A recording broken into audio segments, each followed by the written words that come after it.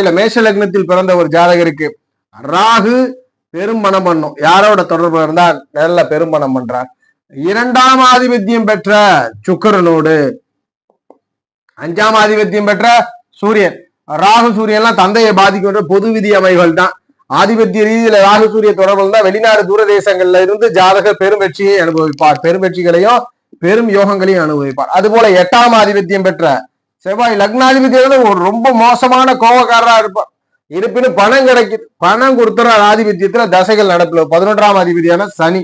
அப்ப மேஷ லக்னத்துல பிறந்தவருக்கு ராகு ஸ்தான பலத்தை பெற்று வீடு கொடுத்த கிரகம் பெற்று சுக்கிர சூரிய செவ்வாய் சனி இதுல ஏதேனும் ஒரு கிரகத்தோடு இணைவு பெற்றிருப்பார். ராகு சனி இணைவுல மேஷ லக்னக்காருக்குன்னா பயங்கரமான பிசினஸ் மூலையோட இருப்பார். தசை வரணும், ராகு திசை நடப்புல வரணும், இல்லது ராகுவோடு இணைஞ்ச கிரக திசையில ஜாதகருக்கு செல்வம் சேரும்.